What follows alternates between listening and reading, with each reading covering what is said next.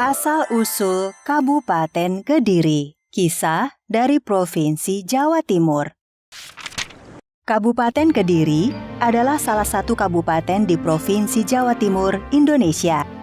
Tepat di bagian tengah wilayah Kabupaten Kediri, melintas Sungai Brantas yang membelah wilayah Kabupaten Kediri menjadi dua bagian, yaitu bagian barat Sungai Brantas dan bagian timur Sungai Brantas.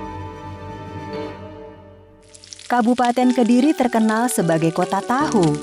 Hal ini karena di Kediri disebut-sebut sebagai pelopor pembuatan tahu sejak dulu. Sebagaimana daerah lain, Kediri juga memiliki cerita asal-usul pemberian nama Kediri. Asal-usul nama Kediri sendiri banyak ragam versinya. Konon, dahulu di Kediri ada sebuah kerajaan besar bernama Kerajaan Medang.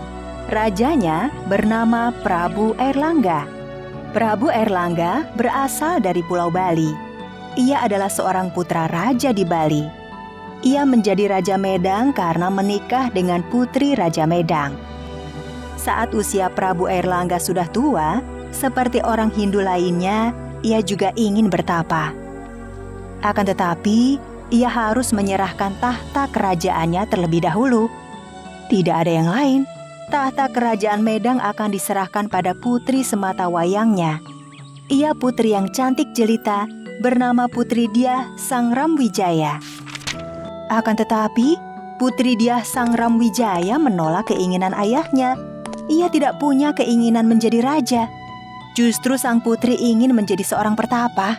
Ampun ayahanda, tapi hamba tidak ingin menjadi raja di sini. Hamba ingin menjadi pertapa seperti ayahanda. Baiklah anakku, jika itu keinginanmu. Beberapa waktu kemudian, sang putri meminta restu ayahandanya untuk bertapa di Gua Selomangleng. Ayahanda, hamba pamit untuk bertapa. Mohon izinkan hamba, ayahanda. Baik anakku, aku mengizinkanmu berangkat.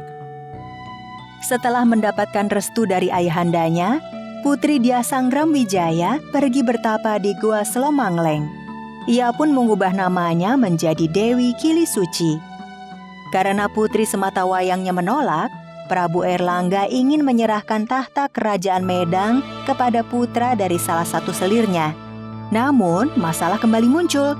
Selirnya memiliki dua orang putra yang bernama Raden Jayenggrana dan Raden Jayanegara. Melihat kedua putranya, Prabu Airlangga pun kembali bingung. Kalau aku menyerahkan tahta kerajaan pada salah satu di antara mereka, bisa jadi menimbulkan iri hati dan bahkan terjadi peperangan. Prabu Airlangga kemudian mencari jalan keluar yang adil untuk kedua putranya. Tiba-tiba ia pun teringat dengan Empu Barada yang terkenal dengan kebijaksanaan dan kesaktiannya. Dipanggilnya Empu Barada menghadap Prabu Airlangga. Dalam pertemuan itu, ia meminta Empu Barada untuk pergi ke Bali. Bapak Empu, tolong cari tahu tahta kerajaan milik ayahanda di Pulau Bali. Apakah di sana ada tahta kerajaan yang masih kosong? Baik Baginda, segera hamba laksanakan. Empu Barada pun segera menuju ke Bali. Namun, sesampainya di Bali, ternyata tahta kerajaan milik ayahanda Prabu Airlangga di Bali sudah diberikan kepada adiknya. Kembali ke kerajaan Medang, Empu Barada pun segera menghadap Prabu Airlangga. Ampun Baginda, tahta milik ayah Baginda di Pulau Bali sudah diberikan kepada adik Baginda yang bernama Anak Wungsu. Baik Empu, tidak apa-apa. Terima kasih Bapak Empu sudah melaksanakan apa yang aku minta. Berhari-hari Prabu Airlangga memikirkan cara membagi kerajaannya agar adil kepada dua putranya.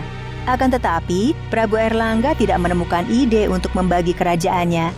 Oleh sebab itu, Prabu Airlangga kembali memanggil Empu Barada untuk meminta saran. Ampun Baginda, ada apakah gerangan Baginda memanggil hamba? Aku belum menemukan bagaimana menyelesaikan persoalan tahta ini, Bapak Empu. Tolong bantu aku membagi kerajaan ini dengan adil untuk kedua putraku. Ampun Baginda. Bagaimana kalau hamba yang membagi kerajaan Medang ini menjadi dua bagian yang sama besar? Itu lebih baik Bapak Empu. Tapi bagaimana caranya Bapak Empu membagi kerajaan ini menjadi dua bagian yang sama besar? Serahkan semuanya kepada hamba Baginda. Hamba yang akan mengaturnya. Baiklah Bapak Empu, kuserahkan semua persoalan ini kepadamu. Keesokan harinya, dengan kesaktiannya, Empu Barada terbang sambil membawa kendi berisi air. Sembari terbang, ia menumpahkan air kendi itu persis di tengah-tengah kerajaan Medang.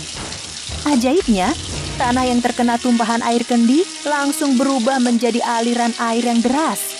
Aliran semakin lama semakin besar dan deras hingga membentuk sebuah sungai.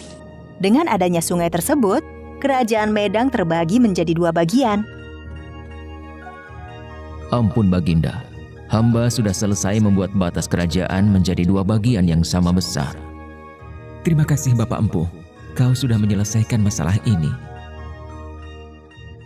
Setelah mendapat laporan dari Empu Barada, Prabu Airlangga pun segera menyerahkan 2 bagian dari kerajaan Medang itu kepada Raden Jayengrana dan Raden Jayanegara. Kini kuserahkan tahta kerajaan kepada kalian. Bagian kerajaan Medang sebelah timur sungai, aku serahkan kepada putraku Raden Jayangrana. Kerajaan itu aku beri nama Kerajaan Jenggala.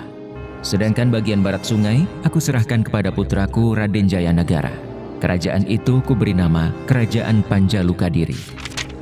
Setelah tahta kerajaan resmi diserahkan pada kedua putranya, Prabu Airlangga pun dengan tenang hati pergi bertapa ke Pucangan.